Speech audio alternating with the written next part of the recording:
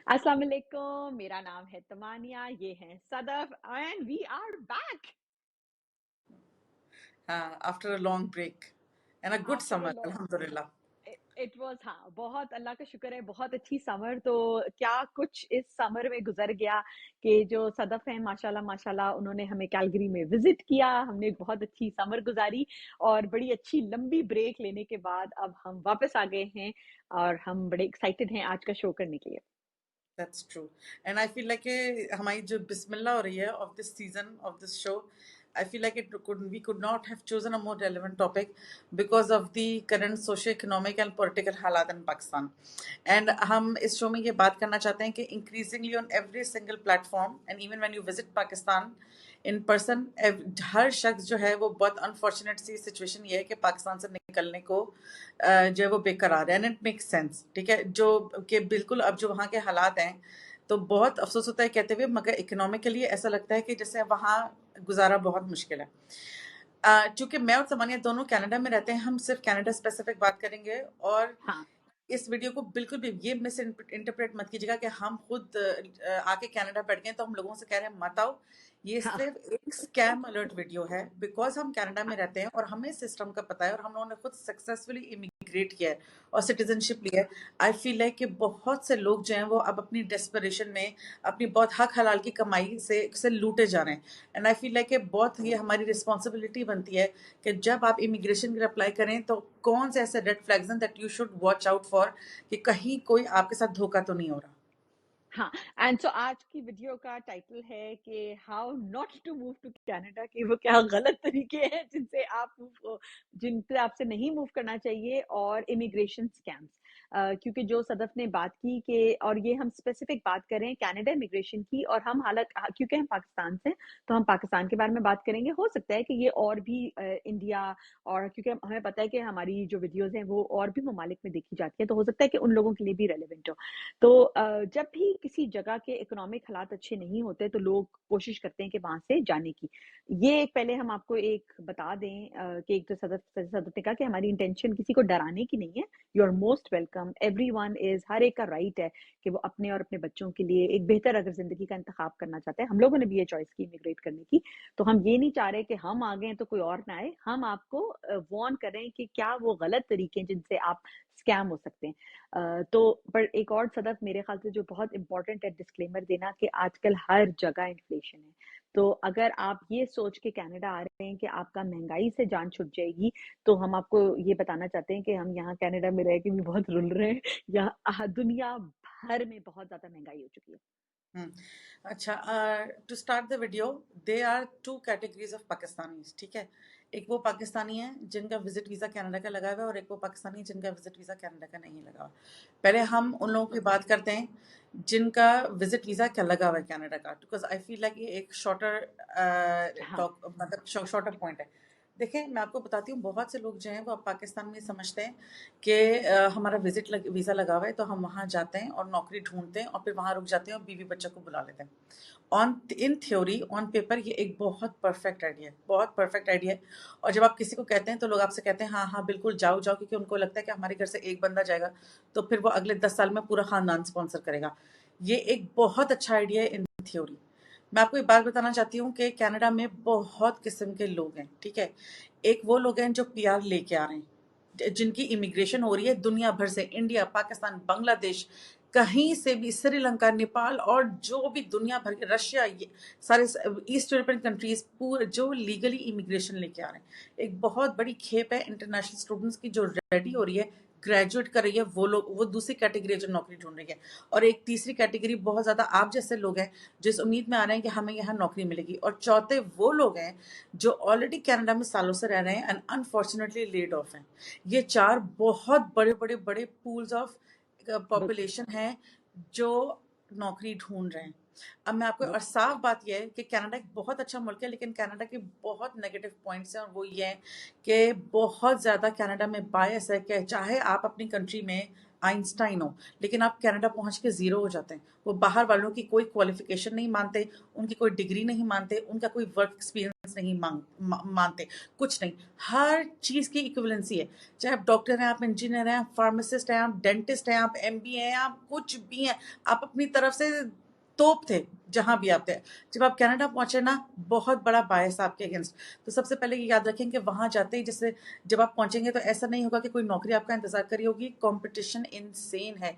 और खुद सोचें कि you are already at a disadvantage, क्योंकि जो यंग बच्चे यूनिवर्सिटी से पढ़े हुए निकले उनको क्यों नहीं लेंगे वो, जो बंदा ऑलरेडी कनाडा में रह रहा है उसको क्यों नहीं लेंगे वो, क्योंकि जब आप विजिट वीजा पे जाते हैं तो एक फॉर्म साइन होता है जो आपका एम्प्लॉयर आपको हायर करके, उसको LMIA बोलते हैं। उसका मतलब यह है कि कंपनी ने ये प्रूव करना है कि हम इस बंदे को स्पॉन्सर करना चाहते हैं, इसका वीजा चेंज कराना चाहते हैं from visit visa to work visa, क्योंकि हमें कनाडा में ये पूरी स्किल सेट या कॉम्पिटेंसी नहीं मिली। मैं आपको बताना चाहती हूँ कि आज से 15 साल पहले से, जब हम जवान थे, उस वक्त से कंपनी से नहीं करती थी, वो नहीं बहुत करती थी। घबराती थी, बिकॉज एक तो इसकी बहुत हेफ्टी फीस होती है, दूसरा इसका हाँ बहुत पेपर वर्क होता है, तीसरा ये ट्रू होता ही नहीं है, क्योंकि हर हाँ जगह आपको हर किस्म के जो है वो लोग मिलते हैं।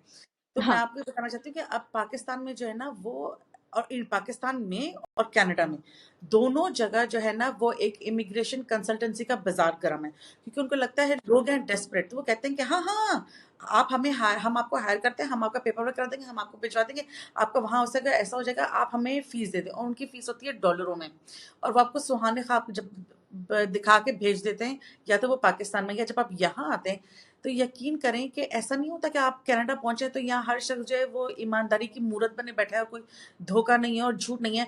वो आपकी मजबूरी और आपकी डेस्परेशन को कैश करता है, वो सेंस करता है और कहता है तुम मुझे जो है वो 10,000 20,000 30,000 डॉलर दो, और मैं तुम्हें या तो झूठा पेपर वर्क बना देता हूँ, अपनी झूठी कंपनी में दिखा दूंगा, या मैं तुम्हारा ये पेपर वर्क करा दूंगा, वो करा दूंगा। और यकीन करें कि अब कनाडा भरा हुआ है ऐसे बेचारे मजलूम लोगों से, जो ना यहाँ के ना वहाँ के, क्योंकि वो इतने पैसे दे चुके हैं इस पैसे दे के आ चुके हैं। हाँ फ्रॉड में, वो इतना फंस चुके हैं, एंड दैट पेपर हाँ work is not coming because it हाँ never existed in the it first place. तो it never, just so watch just out, अगर आपके पास वॉच विजिट आउट। है एंड यू आर कमिंग और कोई आपको सुहाने ख्वाब दिखा रहा है, तो यकीन करें कि इफ इट, जैसे दुनिया का रूल है, जिंदगी का रूल है कि if it's too good to be true, it is too good to be true. It is like there is no shortcut. So जो सदफ ने कहा कि चोर दोनों तरफ बैठे हैं, तो पाकिस्तान में वो चोर है जो आपको एक कंसल्टेंट कहेगा ओ जी आपको मैं विजिट वीजा लगवा देता हूँ और आप वहां जाएं, और वहां का आजकल ये जो सदफ ने कहा, ये जो LMI का ये जो प्रोसेस है, ये नेक्स्ट ईयर फरवरी तक गवर्नमेंट ने खोला है। ये इन्होंने कोविड के लिए खोला था कि अगर यहाँ लोग ट्रैवल नहीं कर सकते, कनाडा नहीं आ सकते, तो अगर कोई विजिट वीजा के ऊपर आया हुआ है और वो ऐसी कोई जॉब जिसमें कनाडा का उनको कोई बंदा ना मिले, उसके लिए एक एम्प्लॉयर हायर कर सकता है। ये एक ऐसी प्रोबेबिलिटी है जो सदफ ने कहा कि 0.0001% है। उसके ऊपर पाकिस्तान में बैठा हुआ कंसल्टेंट आपको ऐसे ख्वाब सुहाने दिखाएगा, बट गेस व्हाट, वो आपसे पैसे ले रहा है, right? Visit visa by definition means a visit. That means कि आपने वापस पाकिस्तान आना है। तो अब होता क्या है कि, और वो उनको बंदा कहता है कि जी आपकी जॉब लाइंड अप होगी वहां, या वो उनको झूठा जॉब का लेटर भी दिखा देता है। किसी के लिए आजकल कोई मुश्किल नहीं है, कैनवा खोलें, एडोबी खोलें, उसमें वो आपको एक फेक जॉब का लेटर बना देगा, वहां आपकी किसी अंग्रेज से बात भी करा देगा, ठीक है, और आपको लगेगा वाह वाह वाह मेरी तो किसी अंग्रेज से बात हो गई है, मेरी तो जॉब लाइंड अप है। विजिट वीजा में मिनिमम आप मैक्सिमम आपको 6 मंथ्स मिलते हैं। अब होता क्या है, आपने वहां से, अच्छा एक तो विजिट वीजा लगना क्यों, गेस व्हाट, इतने फ्रॉड केसेस की वजह से CIC भी सोया हुआ नहीं पड़ा हुआ, वो सब सुन रहे होते हैं, उनको सब पता होता है आजकल क्या हो रहा है। कोई बंदा अपना विजिट वीजा लगवा कर अपने किसी मामा चाचे बहन भाई को कह के मुझे विजिट वीजा इनविटेशन लेटर भेज दो, वो आता है कनाडा।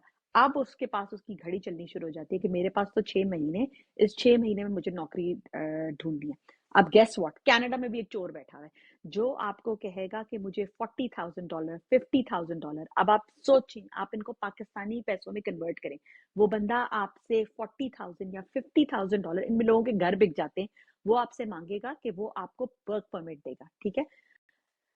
गेस व्हाट, ये काम फ्रॉड है, दिस इज एब्सोल्यूट फ्रॉड। एक एम्प्लॉयर को ये शो करना पड़ता है कि जो आपके पास स्किल सेट है वो उसको कनाडा में कहीं नहीं मिला, या तो कोई आप बहुत ही बड़े सुरमा है जिसको नहीं मिला, बट यूजली ये ऐसी जॉब के लिए आपको, कुक, वेटर, किसी ऐसी जॉब के लिए वो आपको वर्क परमिट देगा, और क्योंकि वो आपसे पैसे ले रहा है तो वो फ्रॉड करके पेपर वर्क गवर्नमेंट को दे देगा।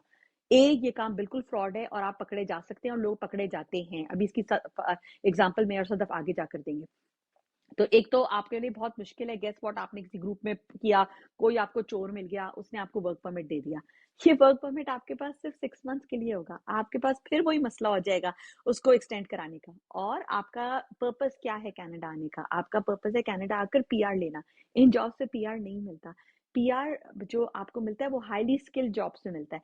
ये एक ट्रैप है, एक, आप इस स्कैम में ना पड़े। तो जो आपको पाकिस्तान में कंसल्टेंट आने ख्वाब दिखा रहा है, मुझे और सदफ को हमेशा, आई थिंक हर रोज को 3-4 लोगों के मैसेजेस आते हैं, जी आप हमें गाइड कर दें हम कैसे अप्लाई करें। cic.gc.ca ये कनाडा की इमिग्रेशन की वेबसाइट है। अगर आप उसकी अंग्रेजी नहीं समझ सकते तो फिर आप कनाडा ना आए, क्योंकि कनाडा में हर चीज आपको एक सेल्फ सफिशिएंट तरीके से करनी होती है। अगर आप उस वेबसाइट के थ्रू कनाडा अप्लाई नहीं कर सकते ना, और आपको किसी कंसल्टेंट की जरूरत है, तो फिर आप कनाडा ना आए, क्योंकि कनाडा में it starts with self sufficiency. सारी इंफॉर्मेशन वहां अवेलेबल है, क्रेडिबल इंफॉर्मेशन। तो सदफ, मैं और सदफ देखते हैं हर दूसरे दिन किसी भी ग्रुप के अंदर कोई पाकिस्तानी कम्युनिटी पेज कैलगरी का, कोई कनाडा का पेज, उसमें लोग पोस्ट कर रहे होते हैं कि जी मैं यहाँ विजिट वीजा पर आया हूँ, मुझे नौकरी दिला दें। ये इतना रैम्पेंट हो रहा है कि this is very very scary. अच्छा, सेकंड कैटेगरी जो है वो उन लोगों की है जिनके पास विजिट वीज़ा नहीं है, और या तो वो इमिग्रेशन फाइल करना चाहते हैं और या वो स्टूडेंट वीज़ा के तौर पे आना चाहते हैं। मैं आपको let's talk about people who want to file as an immigration, ठीक है, एज अ फैमिली। सो हम अज्यूम करते हैं कि अगर वो यंगेस्ट भी हैं तो दो दो मियाँ बीवी हैं जिनके बच्चे नहीं हैं, और वो जो है वो 25 से 27 साल के हैं, 25 प्लस हैं, या आप अज्यूम करें कि दो मियाँ बीवी, दो यंग मियाँ बीवी और दो उनके छोटे बच्चे हैं, इसका मतलब कि कुछ नहीं, तो वो लोग लेट 20 यानी 28 और 35 के ब्रैकेट में। मैं आपको ये बात बताना चाहती हूँ कि ये बिल्कुल भी मत समझिएगा कि कनाडा में चोर नहीं है, ठीक है। बुरे लोग हर जगह होते हैं, और वो गोरे भी होते हैं, वो देसी भी होते हैं। Just because somebody is white does not mean कि वो ईमानदार इंसान है। उसको, हर आदमी को पैसा बनाना है, ठीक है, हर आदमी को पैसा बनाना है। आप, हाँ, और अब पाकिस्तान में कोई ऐसा घर नहीं बचा जिसका कोई बहन, भाई, खाला, चाचा, मम्मा, कोई कजन कोई कनाडा में ना हो। और आप क्या सुनते हैं कि ओ वहाँ तो बिजली नहीं जाती, वहाँ तो बॉम्ब ब्लास्ट नहीं होते। जैसे ही बच्चा पैदा होता है हुकूमत पैसे देना लगती है। हमारे यहाँ तो अस्पताल के बिल नहीं होते, हमारे यहाँ तो स्कूल की फीस नहीं जाती, और आपको लगता है कि बस दिस इज इट। और ये बिल्कुल सही है, हर कोई जो है वो अच्छी लाइफ चाहता है। मैं आपसे ये बताना चाहती हूँ कि मैं ये बात क्यों ये बात पे क्यों लाई हूँ, इसलिए, एंड मैं because I want to highlight कि पाकिस्तान में कितना फ्रॉड हो रहा है। और ये फ्रॉड अभी नहीं है, ये बहुत पहले से है। और I want to give an example from my family. मेरी ओवरवेलमिंगली सारी फैमिली कनाडा में, except for one very close relative of mine जो कराची में है। और बहुत साल पहले, ये मिनिमम 10 साल पहले की बात है, we wanted to apply for my aunt and uncle's immigration, क्योंकि वो वाहिद मियाँ बीवी हैं जो पाकिस्तान में, और वो कराची की एक बेस्ट बेस्ट और फेमस तरीन जो टॉप क्लास इमिग्रेशन कंसल्टेंट है ना, वो उनके पास गए और उन्होंने उनको बोला कि हाँ बिल्कुल, आप दोनों ये हम आपसे फॉर्म भरवाएंगे, आप यहाँ साइन करें, आप हमारी फीस दें। और वो उस वक्त पर बंदा जो थे वो $1800 फीस ले रहे थे, और वो डॉलर में फीस लेते हैं। और ये अल्लाह का करम था हमारी फैमिली पे कि when when my aunt went to that, जो वो एजेंसी गई और वो उनसे मिल के आई, पता नहीं अल्लाह मियाँ ने आपको बचाना होता है। उन्होंने कहा अच्छा ठीक है, हम सोचते हैं। She came back and she called me and she said कि बेटा वो ये कह रहा है, तुम पता करो। और मैंने कोई ऐसा इमिग्रेशन कंसल्टेंट और लॉयर जो सर्टिफाइड है, which I will talk also about that, उस कैलगरी में नहीं छोड़ा जिसको मैंने फ़ोन ना किया और जिससे मैं नहीं मिली हूँ, और जिसे मैंने पैसे दे के एक कार बुक करा के मीटिंग की है। और उसने मेरी शक्ल देखी, उसने बोला आप क्या बात कर रही हैं, आप ये कहना चाहती हैं कि आपके दोनों रिलेटिव्स जो हैं वो यूनिवर्सिटी के प्रोफेसर हैं। तो आपको पता है कि and you have no research, publish research paper to show for them, इनको इमिग्रेशन कैसे मिलेगी? तो मैंने उसको हक्का बक्का देके बोला कि पाकिस्तान में ये होता है कि आप पढ़ते हैं, लिखते हैं, आप मास्टर्स करते हैं, आप पीएचडी करते हैं, और आपकी हुकूमत की नौकरी लग जाती है, या आप प्राइवेट कॉलेज में प्रोफेसर लग जाते हैं, ठीक है, लेकिन वहाँ ना कोई रिसर्च होती है, ना ये कॉन्सेप्ट है, कल्चर है। तो उसने बोला टू शो कि अगर आप अपनी 30s में हैं, और अब तो 40 से ऊपर की इमिग्रेशन ही बंद हो गई कनाडा में, बाय द वे 40 से ऊपर अगर आप हैं, you get no points for your age now. अगर आप अपने 30s में और आप ये कहना चाहते हैं कि मैं प्रोफेसर हूँ, तो आपको ये शो और मैं तो आप यू शो करेंगे कि आप यहाँ के क्या काम करना चाहते हैं। तो इसका मतलब आप शो करेंगे, मुझे एक एक्सपर्ट लॉयर ने ये बोला कि आप ये शो करेंगे कि हम यहाँ के भी टीच करेंगे, तो उसके लिए आपको क्रीडेंशियल्स चाहिए। तो उसके क्रीडेंशियल्स दिखाने के लिए आपको शो करना पड़ेगा कि मैंने सारी उम्र रिसर्च की और मेरा पब्लिश रिसर्च पेपर है, which you don't have to show. तो उसने बोला पॉइंट ब्लैंक मैं आपको बताता हूँ कि ये रिफ्यूजल है और उनको कभी इमिग्रेशन नहीं मिलेगी। And this was not one, this was the opinion, मतलब ये कि नकारे खुदा आता था ये कि हाँ हर इमिग्रेशन ऑफिसर ने सर वो हर कंसल्टेंट ने सर पकड़ा कि इनको कैसे इमिग्रेशन मिलेगी। हाँ एंड इट वाज सो क्योंकि सैड फॉर अस कि जो पाकिस्तान हाँ में जो कराची में एजेंसी थे वो लोग उनके पीछे पड़े थे, आप फीस तो जमा कराएं, आप फॉर्म तो भरें, आप फीस तो जमा कराएं। मैं आपको एक बात बताना चाहती हूँ, जो भी कंसल्टेंट होता है ना, वो सिर्फ उसका ना इमिग्रेशन के फैसले से कोई कोई ताल्लुक नहीं होता। हाँ उसका इमिग्रेशन के फैसले से कोई ताल्लुक नहीं होता। वो सिर्फ ये करता है कि वो कैश ये करता है कि ओ आपको फॉर्म ओवरवेलमिंग लग रहा है, आपको कंफ्यूज लग रहा है, आपकी इंग्लिश कमजोर है, आप घबरा रहे हैं, आप डर रहे हैं, आप नर्वस हैं, कोई गलती ना हो जाए, आए मैं पैसे लेता हूँ आपसे और मैं आपका सिर्फ फॉर्म भर देता हूँ। उसके बाद क्या होता है कि एक दफा जब application CIC which is Canadian immigration जो का डिपार्टमेंट है वहां सबमिट हो गई, अब वो हर किसी के कंट्रोल से बाहर है। यू कैन नॉट कंट्रोल, आपको पता भी नहीं होता कि आपको कौन सा इमिग्रेशन ऑफिसर असाइन हुआ है, कितना आपका टाइम लगेगा, उसके क्या रेशियल प्रेजुडिसेस हैं, गवर्नमेंट की क्या अनसेट पॉलिसी है, कितना कोटा है, कब आपका लिफाफा खुलेगा, वो किस रिव्यू कमेटी और बोर्ड के आगे बैठेगा और क्या फैसला होगा। बहुत हद तक आपका 100% आपका पेपर वर्क ठीक होना चाहिए, मगर बहुत हद तक इसमें बहुत किस्मत के भी फैक्टर्स होते हैं। अगर कोई भी बंदा, सबसे बड़ा रेड फ्लैग ये है कि कोई भी शख्स आपको गारंटी लेता है कि आपकी इमिग्रेशन तो हुई, आपका वीजा तो लगा, कोई मसला ही नहीं जी, कोई मसला ही नहीं, ये सबसे बड़ा प्रॉब्लम है, ये ये सबसे बड़ा सबसे बड़ा रेड फ्लैग है, क्योंकि हाँ कोई भी जिम्मेदारी नहीं ले सकता। एक जमाने में कराची में बहुत फ्रॉड होता था, जब हम छोटे थे 90s में, मुझे ये बात याद आई कि एक कोई दुकान, सुनार की दुकान खुलती थी, वो लोगों के सेट बनाता था, पैसा लेता था, उसके बाद पता चलता था कि 3-4 साल वो दुकान रहती थी और उसके बाद एक दिन पता चलता था कि उनका सारा सोना खोटा है और ओवरनाइट वो लोग दुकान बंद हो जाती थी, लोग गायब हो जाते थे। बहुत औरतें लुटी हैं। मैं आपको ये बताना चाहती हूँ कि आपको पता चलेगा कि अब जो हालात हैं, 3 से 4 साल बाद आपको पता चलेगा कितने लोगों ने फीसें ली हैं और रातों रात वो लोग गायब हो गए हैं पैसा लेके, और आपकी इमिग्रेशन का कभी वो ही नहीं आया, जवाब ही नहीं आया, या हाँ आपकी रिफ्यूजल हुई है। तो क्योंकि कोई क्योंकि आपकी गारंटी नहीं हाँ ले सकता। नहीं ले सकता, क्योंकि सदफ बात बता रही है ना, जो सदफ ने मेंशन किया एज का और ये सब का, ये जो वेबसाइट जो हम मेंशन करें cic.gc.ca, इसके ऊपर जो कनाडा का पॉइंट बेस्ड सिस्टम है इमिग्रेशन का, क्योंकि उनको भी यंग लोग चाहिए जो आकर यहाँ काम करें और टैक्स दें, तो आप उस सिस्टम में जाकर आप अपनी सारी इंफॉर्मेशन डाल सकते हैं और वो आपको बता देगा कि आपके कितने पॉइंट्स बने, क्योंकि of course people are still immigrating to Canada. हम ये नहीं कह रहे कि कनाडा में इमिग्रेट नहीं कर रहे, बट वो यंग प्रोफेशनल्स हैं, वो लोग हैं जो या तो अपनी अर्ली 30s में है, लेट 20s के अंदर है, वो कनाडा के उस क्राइटेरिया पर उतरते हैं जो कनाडा को चाहिए, जो इस वेबसाइट पर मौजूद है cic.gc.ca पे। आप जाइए, वहां जाकर अपनी सारी इंफॉर्मेशन डालिए, आपको पॉइंट सिस्टम से पता चल जाएगा। जैसे सदस्य ने कहा, अगर आपकी एज 40 है तो आपके पॉइंट्स इतने कम होंगे कि वो कहेंगे आपकी प्रोबेबिलिटी नहीं है, तो आपके उस पॉइंट सिस्टम से ज्यादा होने चाहिए, तो फिर आपका क्राइटेरिया बनेगा। अगर आपकी उम्र ज्यादा है, आपका इतना जॉब एक्सपीरियंस नहीं है, तो वो पहले ही आपको बता देंगे। तो और ये जो सदफ ने कहा कि वो जो $1800 ले रहे हैं, बाय द वे ये वो फीस नहीं है जो कैनेडियन गवर्नमेंट आप से लेती है अप्लाई करने की, उनकी भी एक फीस होती है जो आप जब आप एप्लीकेशन देते हो, ये कंसल्टेंट की फीस है। तो ये वो पैसे भी नहीं है ये जो ऐसा, जैसे सदफ ने कहा कि कंसल्टेंट का पर्पस है आपको गाइड करना और आपकी एप्लीकेशन बगैर किसी गलती के सबमिट कराना। But I strongly feel Sadaf कि अगर आप किसी प्रोफेशनल कैटेगरी में अप्लाई कर रहे हैं और आप उस वेबसाइट से खुद अप्लाई नहीं कर सकते, तो फिर आप कनाडा ना आए, हाँ, क्योंकि हाँ, एग्जैक्टली, क्योंकि बिल्कुल इसका मतलब है आप में वो कॉम्प्रिहेंशन और वो इंग्लिश लेवल स्किल्स नहीं है। नहीं क्योंकि है। जो कनाडा आइल्स वगैरह मांगता है, ये तो इतने सिंपल ये वो वाले टेस्ट है जिनके लिए आपको तैयारी की जरूरत नहीं है। मुझे एक दफा जब आइल्स देना था ना, तो मैंने किसी से कहा कि should I prepare for it, तो उन्होंने कहा this is like a blindness test, either you have it or you don't. And I loved it, I was like that is true right, कि अगर मुझे आइल्स की तैयारी करके एग्जाम देना है, तो इसका मतलब है मुझे वो देख लें कि भाई क्या फॉर्मेट वगैरह है, बट जो अंग्रेजी आपने इतने सालों से आपने एक्यूमुलेट की हुई थी, पाकिस्तान में हमें एडवांटेज है कि हमारा एजुकेशनल सिस्टम और ऑफिस की दफ्तरी जबान अंग्रेजी है, तो यूजुअली हम लोगों की कॉम्प्रिहेंशन अच्छी होती है।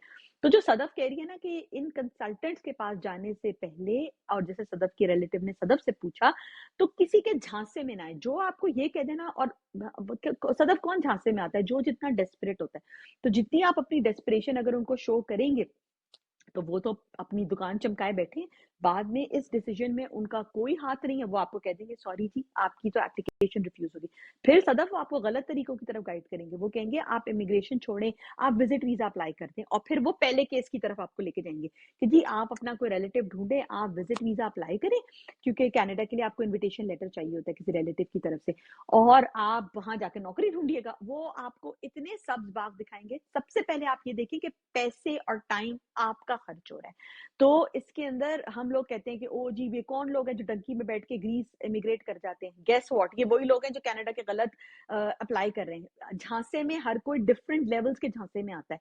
तो आप अगर अपने जो इतने सारे पैसे इस पे खर्च कर के बजाय जरा थोड़ी सी अपनी अकल इस्तेमाल करें। अच्छा, और मैं ये कहना चाहती हूँ कि जहाँ तक ये जो तुम वेबसाइट की इमिग्रेशन की बात कर रही हो, वेबसाइट की, मैं ये जो बात है कि अगर आप फॉर्म भर सकते हैं नहीं भर सकते, ये बहुत अच्छा आपका अपना लिटमस टेस्ट है। मैं आपको ये बताना चाहती हूँ कि मैंने अपनी इमिग्रेशन के लिए खुद फाइल किया था। I have never ever ever had a lawyer in my life, हाँ नेवर।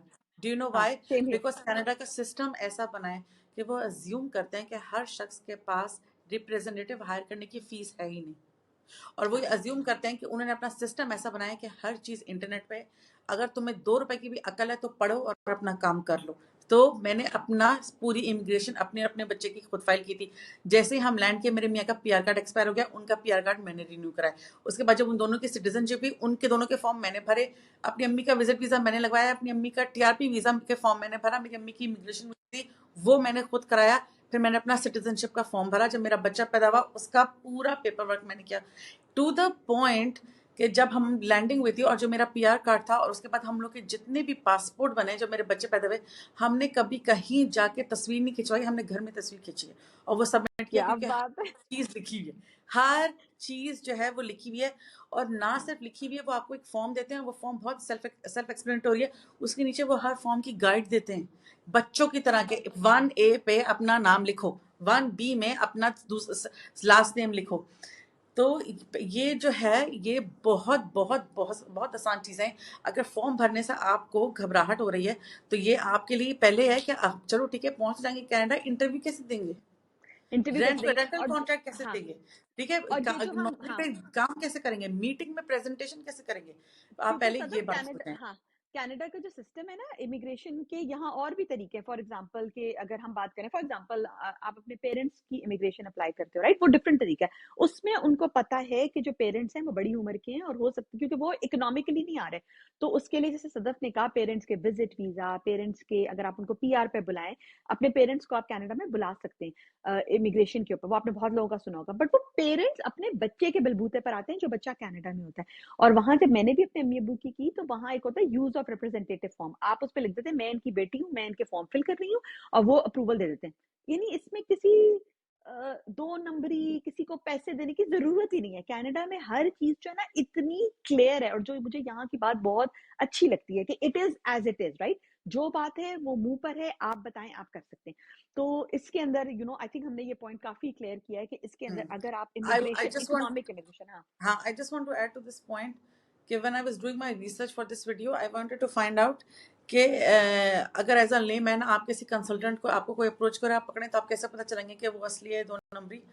तो I was trying to look कि कनाडा में जो वेबसाइट है canada.ca, उसमें आप सिर्फ गूगल पे टाइप करेंगे कि is my representative registered representative, तो canada.ca की वेबसाइट खोली, उसमें रिप्रेजेंटेटिव्स का पूरा टैब है, उसमें हर चीज़ है कि हाउ, उसमें क्वेश्चन बहुत सारे FAQs हैं जिसमें how do I know that my representative is registered with the government of Canada as an immigration consultant. तो हर किसी के पास एक नंबर होना चाहिए, और वो जब नंबर आप डालेंगे तो वो लिस्ट खुलेगी और वो आपको बताएगा कि ये एक्चुअली रजिस्टर्ड है या ये सिर्फ 2 नंबर ही है। तो मैं आपको एक हाँ बात बताना चाहती हूँ कि कोई भी जब आप किसी कंसल्टेंट के पास जाए, वो आपको जो जो बंदा जेन्युइन होगा ना, वो सीना ठोक के कहेगा कि भाई हमारी छानबीन करो, अपनी तसल्ली करो। वो आपको ये बताएगा कि ये मेरा रजिस्ट्रेशन नंबर है। वो और हर चीज में आप उससे पूछें ये फॉर्म किस चीज का है, क्यों है, ये ऑनलाइन है, वहां जाके देखें कि इसका, ऑनलाइन जाके देखें। जब इतने आप अपना होमवर्क करेंगे, रिसर्च करेंगे, आपको उतना ही बेवकूफ़ बनाना मुश्किल है। और मुझे लगता है कि एज जनरल पाकिस्तानी कौम को बहुत स्पून फीडिंग की आदत है। इवन इतनी छोटी सी बात है कि आपने ये चीज़ कहाँ से खरीदी, और मैं बोलूँगी कि मैंने ये फलां वेबसाइट से खरीदी है, तो अच्छा आप मुझे लिंक भेज दें। भाई हाँ मैंने गूगल की, तुम भी गूगल करो, मैं तुम्हें लिंक क्यों भेजूं? कि ठीक है सारा दिन तो बैठ के बेहुदा मॉर्निंग शो देखते हो, एक गूगल करने में क्या जा रहा है तुम्हारा? तो do not be spoon fed. Third category that I want to talk about is, and which I think is very very important, is the fact कि जो लोग इंटरनेशनल स्टूडेंट्स बन के आ रहे हैं, हाँ पहले के बिल्कुल। अच्छा एक ज़माने में ना मुझे बहुत ही चस्का लग गया था बॉर्डर कंट्रोल वाली ना वीडियोस देखने का, प्रोग्राम्स तुम देखने वो का। देखती थी? हाँ हाँ। हाँ, तो मैं ना सीबीएसई के बहुत देखती थी। तो इंग्लैंड में ये सालों से हो रहा है कि बहुत फ्रॉड होता है कि लोग फेक यूनिवर्सिटी दैट एग्जिस्ट नहीं करते उसके नाम का एडमिशन लेटर बना के फीस लेके लोग जो है बच्चे टिकट लेके जो है जब वीजा इशू करा के बैठ जाते हैं, and they are so good कि आपका वीजा इशू हो जाता है। It's only when you land and the immigration officer at the counter says कि लव अपने एडमिशन लेटर दिखाओ, हम वेरीफाई करें। तो वो कहते हैं कि भाई आपके साथ सीरियस स्कैम हुआ है, वी आर वेरी सॉरी, ये यूनिवर्सिटी तो एग्जिस्ट ही नहीं करती और हम आपको अभी यहीं के यहीं से वापस भेज रहे हैं, आप डिपोर्ट हो रहे हैं। और जितने भी लोग होते हैं there world comes crashing down. और ये जो है exactly with a group of students in India हो रही है, because Pakistan is not alone in desperation, India का भी यही हाल है। और आजकल वो लोग जो है स्टूडेंट्स वो शोर मचा रहे हैं कि हम ब्रैम्पटन में सड़क पे बैठे हुए, सर्दी हो रही है, ये हो रहा है वो हो रहा है, वापस जाने को तैयार नहीं है। ये पाकिस्तान में भी बहुत स्कैम है ऐसा। जब आप किसी प्रोग्राम में अप्लाई करते हैं ना, और आप फर्ज करें कोई फेक यूनिवर्सिटी भी बनी हुई है, ठीक है, हाउ इज इट पॉसिबल कि आप किसी बैंक में पैसे जमा करा रहे हैं और आपको ये नहीं पता कि वो बैंक अकाउंट कहाँ खुला हुआ है?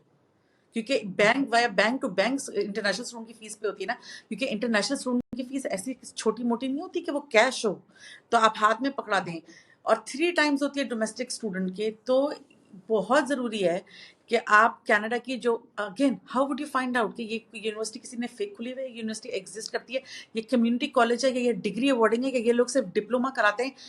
क्योंकि एडवर्टाइजिंग तो कुछ भी हो रही है। Please go and check the registrar's website and you will find out कि कौन से इंस्टीट्यूट लेजिट हैं, कौन सा इंस्टीट्यूट जो है वो आउटरीच प्रोग्राम है, कौन सा इंस्टीट्यूट डिग्री अवॉर्डिंग है, कौन सा इंस्टीट्यूट डज ओनली सर्टिफिकेशंस, कौन सा कम्युनिटी कॉलेज है, कौन सा सिर्फ वोकेशनल कॉलेज है, हाँ और वो लोग बिल्कुल। किस लेवल की पढ़ाइयाँ कराते हैं और कहाँ क्या कोर्स ऑफर होता है। और बिकॉज उसके बाद आपको नौकरी क्या मिलेगी? क्योंकि देखिए और जब ये मिलेगी भी आप, कि नहीं मिलेगी? हाँ, आप एक ऐसी फील्ड में पढ़ें, आप ये ना खुश हो जाएं कि जी वाह वाह वाह मुझे कनाडा में एडमिशन मिल गया। यूनिवर्सिटी के लिए आप फीस दे रहे हैं, यूनिवर्सिटी के लिए तो आप एक बड़े एक अच्छे आ गए हैं कि अच्छा भाई आ गया इंटरनेशनल स्टूडेंट। ऐसे सदर ने कहा है वो 3 टाइम्स आपसे चार्ज करते हैं। आपने ये देखना है क्योंकि हम ये अज्यूम करें कि आप कनाडा इसलिए पढ़ने आना चाहते हैं क्योंकि कनाडा भी सबसे ज्यादा आसान इंटरनेशनल स्टूडेंट्स के लिए इंटीग्रेट होना होता है सोसाइटी के अंदर, क्योंकि उनको होता है कि ये बच्चा यंग आया है, इसके बाद ये बच्चा काम करेगा और फिर ये पीआर के लिए अप्लाई कर देगा। बट आपको सबसे पहला स्टेप होगा कि आपकी जब पढ़ाई खत्म होगी तो उसके बाद आपको नौकरी मिलनी जरूरी है। अगर आप किसी ऐसी डिग्री के अंदर ले रहे हैं you know art and history and what not, guess what, आपको नौकरी नहीं मिलेगी और आपको वापस जाना पड़ेगा। तो आप पहले ये रिसर्च करें कि जैसे सदफ ने कहा कि उस इंस्टीट्यूट की क्रेडिबिलिटी देखें कि वो इंस्टीट्यूट क्या क्रेडिबल है, उसकी जॉब मार्केट कैसी है, वहां से पढ़कर कितने लोगों को नौकरी मिल रही है, क्योंकि आपके पैसे जा रहे हैं। और ये जो सदफ मेंशन करी है ये केस, ये इंडियन स्टूडेंट्स का जो है, ये इतना स्केरी केस था कि उसे एक कंसल्टेंट ने दिल्ली के अंदर उनको गलत लेटर्स बना के दे दिए थे जिस इंस्टीट्यूट के। जब वो बच्चे वो समहाउ वो बॉर्डर क्रॉसिंग से भी आ गए, once they came to Canada they realized कि यहाँ कोई इंस्टीट्यूट नहीं है। उन्होंने एक और, क्योंकि वो कनाडा ऑलरेडी आ गए थे, उन्होंने एक और जगह एडमिशन लिया। गेस व्हाट, जब उनका पीआर का टाइम आया, इतने साल उन्होंने ग्रेजुएट पैसे दिए यूनिवर्सिटीज को, उसके बाद नौकरी शुरू की, जब उनका पीआर का टाइम आया तो कनाडा ने कहा कि आपका जो ये लेटर है ये मैच ही नहीं करा जिस लेटर के ऊपर आप आए थे। यहाँ एक सिस्टम एग्जिस्ट कर रहा है। यहाँ ये जो कंसल्टेंट्स आपको कहते हैं नहीं जी कुछ नहीं होता, ये नहीं होता, यहाँ एक सिस्टम, वो आपको 10 साल बाद भी पकड़ लेंगे। सो आपने, ड्यू डिलिजेंस आपकी है क्योंकि पैसे आपके जा रहे हैं। आजकल तो यहाँ सदब इतनी इंटरनेशनल स्टूडेंट्स की मार्केट कनाडा में गर्म है बिकॉज कनाडा की इकोनॉमी में वो इतने पैसे फ्यूल कर रहे हैं। अब आप कोई कहेगा जी कनाडा की गवर्नमेंट ये चीज क्यों नहीं कंट्रोल कर रही? भाई कनाडा की गवर्नमेंट भी कोई वो नहीं है, कोई सुपर गवर्नमेंट नहीं है, उनके अपने इतने मसले पड़े हुए हैं। तो उनके लिए तो है कि अच्छा भाई इकोनॉमी में पैसे आ रहे हैं, लोग आ रहे हैं, आ जाओ जी आ जाओ। उनको जो है ना, ये यहाँ कनाडा में बहुत डिबेट हो रहा है कि जो इतने लोग आ रहे हैं ये कैसे मैनेज होंगे, ये कैसे खपेंगे। तो आप किसी पे सहारा ना करें कि जी ये ट्रूडो ने क्यों नहीं देखा, ये कनाडा गवर्नमेंट ने क्यों नहीं देखा। आपके पैसे खर्च हो रहे हैं, आप खुद अपनी एहतियात करें। और मैं ये कहना चाहती हूँ कि जब कोई आता है पाकिस्तान से, इंडिया से, बांग्लादेश से, उसके साथ बुरा होता है और वो ये कहता है कि ओहो ट्रूडो ने ऐसा क्यों नहीं किया, वैसे किया, उसे सबसे पहले लोग कहते हैं तो तुम वापस जाओ, गो बैक वेयर यू हाँ केम फ्रॉम। इतना मसला है तो कोई ये पाकिस्तान नहीं है, ये इंडिया नहीं है कि आप बैठ के अपनी गवर्नमेंट को बुरा कहते रहेंगे और लोग संपत्ति में हाँ मिलाएंगे। People are very straightforward, you have a हाँ problem, you get on a plane and go back. Okay, हाँ बिकॉज कनाडा का बहुत सिंपल हिसाब है कि तुम खुद आयो, तुम्हें किसी ने नहीं बुलाया, ठीक है। कोई इनविटेशन लेटर्स नहीं इशू हो रहे कनाडा से। और आप यकीन करें कि इंटरनेशनल स्टूडेंट्स बहुत बड़ा बिजनेस है, ठीक है। And I really want to say कि जो तमानिया ने ड्यू डिलिजेंस का वर्ड यूज किया, मेरे तो यकीन नहीं आता कि लोग जो हैं वो इतनी डम किस्म की हरकतें कैसे करते हैं कि वो सारा सारा दिन घंटों घंटों उनका स्क्रीन टाइम होगा, कि लोग हर वक्त अपने सेलफोन पे लगे रहते हैं, फेसबुक है, इंस्टाग्राम पे, and they have no knowledge about the country they are planning to move to. अगर फॉर एग्जाम्पल भाई तुम स्कॉटलैंड जा रहे हो, ऑस्ट्रेलिया जा रहे हो, कनाडा जा रहे हो, अमेरिका जा रहे हो, इंग्लैंड जा रहे हो, कहाँ जा रहे हो, ब्लैंक होते हैं लोग, वहां की न्यूज ही फॉलो नहीं करते, उनको पता नहीं वहां के मसले क्या हैं। हाउ इज इट कि तुम एक छोटे मसले से अपने होम ग्राउंड छोड़ के एक बहुत बड़े मसले में जा रहे हो, एक ऐसे कंट्री में जो बिल का जब इतना हजारों किलोमीटर दूर है, जहां डॉलर लगता है, जहां जाके तुम्हारी करेंसी वीक पड़ जाती है, और जहां कोई किसी का नहीं है। कनाडा की लाइफ ऐसी नहीं है कि आप आके समझे मैं अपनी बहन के घर रह लूंगी, मैं अपने भाई के घर रह लूंगी, यहाँ मैं कोई अपनी नहीं खाला के रखेगा घर रह आपको। लूंगी। यहाँ कोई किसी को नहीं रखता, क्योंकि यहाँ की जिंदगी इतनी मुश्किल है, कोई किसी को बर्दाश्त ही नहीं कर सकता, तो किसी के सहारे नहीं आ सकते।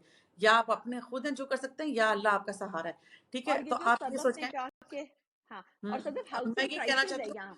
हाँ, एक हाँ, आप न्यूज पढ़कर आए। अब हम लोग देखते हैं कि लोग पोस्ट कर रहे होते हैं कि जी मेरे बच्चे का एडमिशन हो गया, 1 महीने बाद उसने आना है, उसको जगह नहीं मिल रही। भैया आपने पहले क्यों नहीं रिसर्च की? अगर आपका बच्चा एक सर्टन सिटी में जा रहा है, कैलगरी में आजकल like literally 1%, 0% occupant like availability है जगहों की।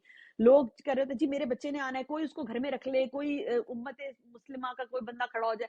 भाई कोई नहीं रखेगा, हर कोई कोई पैसे नहीं। देगा। आपने ये हाँ, रिसर्च पहले क्यों नहीं की? ये आजकल न्यूज में है हाँ, कि कनाडा और में ये हाउसिंग क्राइसिस है।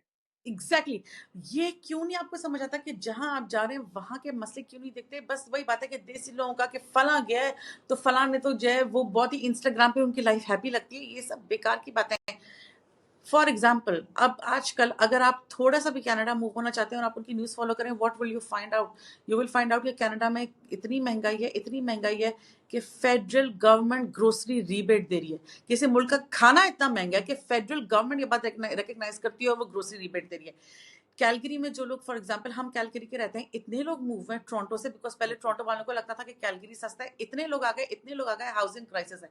How do you no this housing crisis? Because you would follow the city council news. City council ये बात कह रही है कि हमारे यहाँ 1% अवेलेबिलिटी है, ये क्राइसिस है, what are we going to do about it? हाँ एक जगह फेडरल हुकूमत कह रही है कि लोगों के पास खाने को पैसा नहीं, हम देंगे। एक सिटी की गवर्नमेंट कह रही है कि लोगों के पास हाउसिंग नहीं है, हम इनको कहाँ रखेंगे। जो ने भी लोग, आप न्यूज को नहीं फॉलो करते, जो हेल्थ मिनिस्टर है वो सर पकड़ के रो रहा है, वो ये कह रहा है कि oh we are very sorry that people have to wait 7 hours in the ER, we are very short on staff. तो आप न्यूज फॉलो क्यों नहीं कर रहे?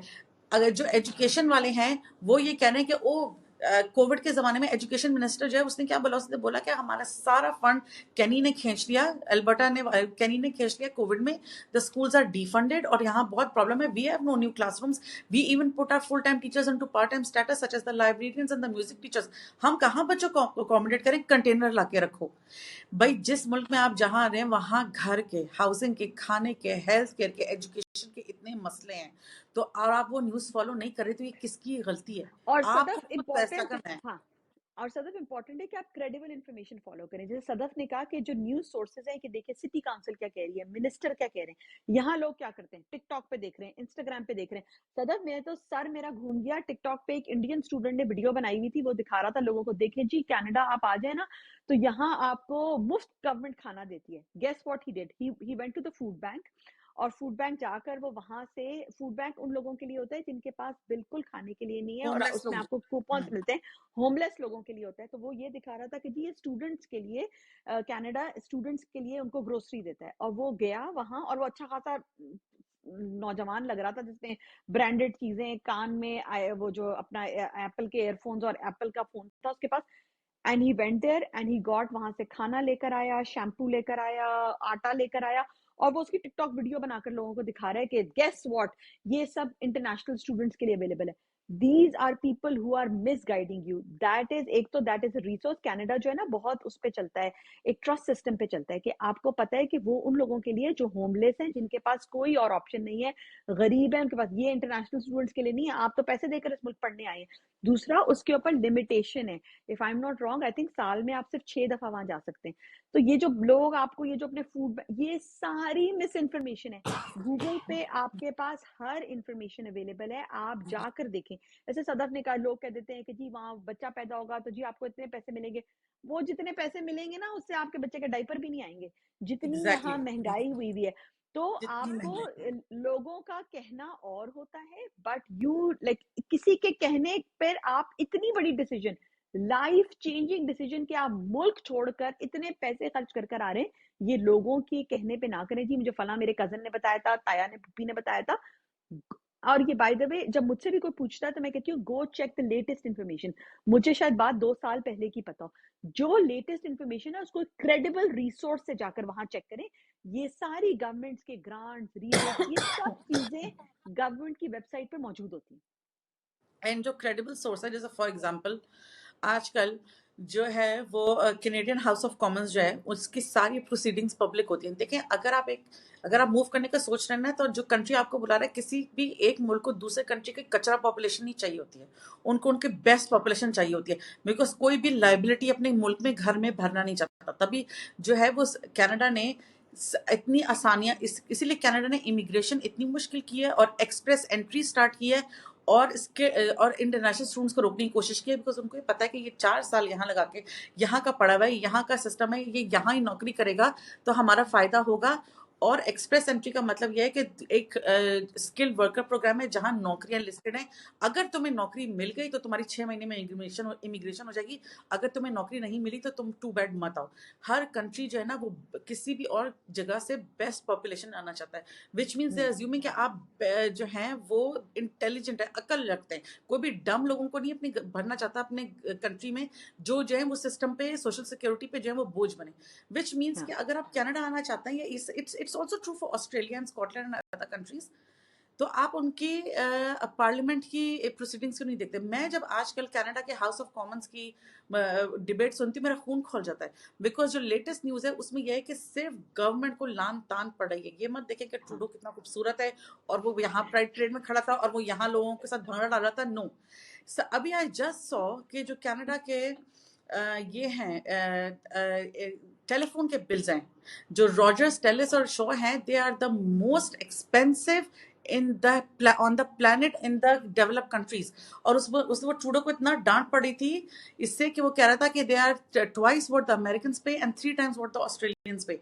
फोन का बिल आप कैसे पे करेंगे? ठीक है, अब आपको पता है कि ये हालत है कि टोरंटो तो छोड़ दें, कैलगरी में किसी को बेसमेंट में एक कमरा $2,000 से कम का नहीं मिल रहा, वो भी आप किसी शेडी उसमें रहेंगे। कनाडा में इतनी सैड स्टोरीज हैं, इतनी सैड स्टोरीज हैं। मैं खुद कितने लोगों से मिली हूँ, इतने लोगों से मिली हूँ जो यहाँ आते हैं और they don't want to go back, और वो कैश पे इलीगल अंडर द टेबल काम करते हैं। These are the terms that I use, oh we work on cash, oh we work under the table.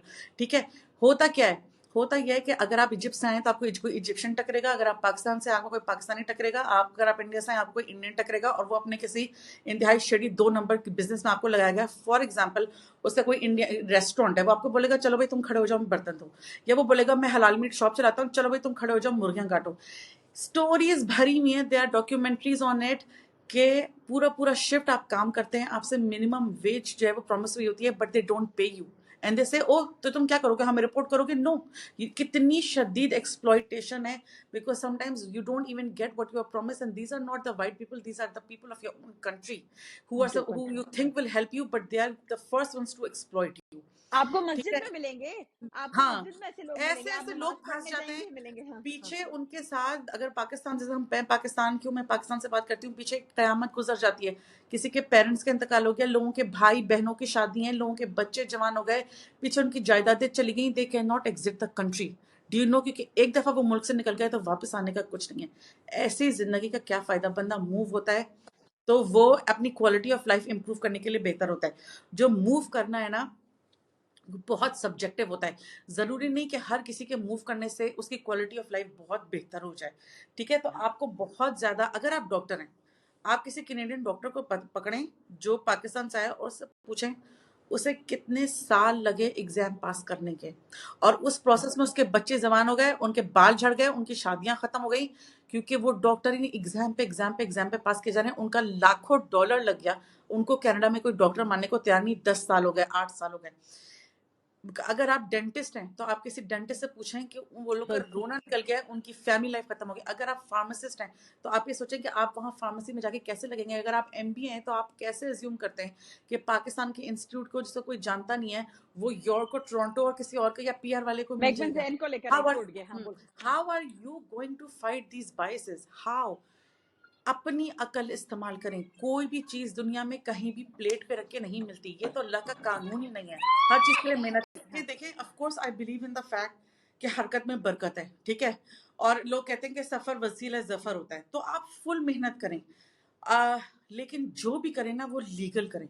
कुछ भी काम इलीगल ना करें। इलीगल काम में कभी इज्जत नहीं होती, कभी बरकत नहीं होती, वो कभी रास नहीं आता, और हमेशा पकड़े जाने और जलील होने का डर होता है, ठीक है। और यकीन करें कि जो चीज अपने लिए खैर की दुआ मांगे करें, एज यूजुअल दीन और दुनिया का बैलेंस रखें। फुल दुनियावी असबाब लगाएं, हलाल तरीके वाले और इलीगल वाले, और अल्लाह मियाँ से दुआ करें जो चीज़ आपकी किस्मत में लिखी है वो आपको ज़रूर मिलेगी। जिस टाइम पे लिखी है ना उसी टाइम पे मिलेगी। किसी की इमिग्रेशन 8 महीने में होगी, किसी की इमिग्रेशन 8 साल में होगी। इसका कोई पैमाना नहीं है कि हाउ एंड वाई, ये कैसे भी, सो टू मेजर इट, राइट। लेकिन जो चीज़ आपको लिए लिखी है वो आपको ज़रूर मिलेगी। तो उसके लिए हराम मीन्स यूज़ करके अपनी ही नेमत को अपने लिए आजमाइश ना बना लें। जो आपके लिए लिखा है वो आएगा, उसके लिए हराम मीन्स मत यूज़ करें। एंड आई नो कि आजकल प्लेटफॉर्म्स पे ये बहुत डिबेट हो रही है, बिकॉज किसी ने ये बात लिखी, और ये सारी बात इस चीज़ से स्पार्क हुई कि एक औरत ने लिखा कि हम विजिट वीज़ा पे थे और हम आए और हमने बच्चा पैदा किया, और हमारा 45,000 कनाडा में मिसिसागा में एक बहुत ही मशहूर अस्पताल है जहाँ सारे देशों के बच्चे पैदा होते हैं, वहाँ $45,000 हमारा बिल बना, because you did not have insurance. मगर हॉस्पिटल वालों ने तो पैसे नहीं मांगे। तो अब हम चले जाएंगे वापस पाकिस्तान, और हमारा बच्चा कैनेडियन सिटीजन है, एंड जब ये बड़ा होगा ये आएगा, ये हमको स्पॉन्सर कर लेगा। मैं आपको एक बात बताना चाहती हूँ कि ये सुनने में too good to be true है ना, तो ये too good to be true है। मैं पर्सनली ऐसे लोगों से मिली हूँ, जानती हूँ, मैं दोस्त हूँ, आज नहीं सालों सालों से, जो बर्थ टूरिज्म करते थे और सबसे पहले हाँ यूएस में करते थे। और मेरे जानने वाले मेरे करीबी दोस्त हैं वो लोग, वो औरतें जिन्होंने विजिट वीजा पे बच्चा पैदा किया और उन पे यूएस का बैन लग गया। बच्चे यूएस सिटीजन हैं, माओ को कभी वीजा नहीं मिलेगा, वो कभी अमेरिका नहीं जा सकती। और अब आप यकीन करें कि यही बात है कि अगर आप आएंगे और आपको लगेगा कि ओ हम यहाँ ये काम कर शुरू कर देते हैं कि कोई अनशन सा इस किस्म का कोई पैसे देके, ये सब हराम है, इसमें कभी बरकत नहीं होगी। और अब आप हाँ ये सोचें कि अगर आप ये सोच रहे हैं और हर कोई ये सोच रहा है और पाकिस्तान से जहाज भर के आ रहा है, और वो सारे पाकिस्तानी सारे कनाडा में वही काम करेंगे जो वो पाकिस्तान करते थे, तो और कनाडा भी पाकिस्तान बन जाएगा, तो फिर कनाडा आने का फायदा क्या? हाँ, बिल्कुल। तो अपने जो है ना गलत तरीकों को अवॉइड करें। ओ अच्छा, शॉली बिल है, आप इधर आ जाइए। सॉरी भाई, अच्छा भाई। अब आई थिंक जैनू चाह रहा है कि हम वीडियो को हाँ, बंद कर दे। जैनू कह रहा है ये गलत काम ना करें, गलत इमिग्रेशन पे ना आए, तो ठीक है ना। तो द ये पॉइंट हाँ इज के जो भी करना है ना वो थ्रू प्रॉपर चैनल करें, हाँ गलत काम और मत करें, कोई हाँ किसी का गलत मशवरा मत माने, अपनी अकल इस्तेमाल करें और बड़ी मुश्किल में पड़ जाएंगे। हाँ बिल्कुल। सो आई होप कि आप लोगों के लिए ये ये जो है ये वीडियो जो है आप लोगों के लिए हेल्पफुल साबित हुई होगी। And do share other topics. अच्छा जैनू बाबा, अच्छा भाई, अब भाई जैनू कह रहा है इसको बंद कर दे। जैनू सबको खुदाफिज कर दे। खुदाफिज, खुदाफिज, बाय बाय कर दे, हंस के दिखा दे। Thank you so much. हमें जरूर बताइएगा हम मजीद किन टॉपिक्स पे बात करें। And now we are back, है ना सदा। हाँ, अल्हम्दुलिल्लाह, यस। ओके जी, अल्लाह हाफिज।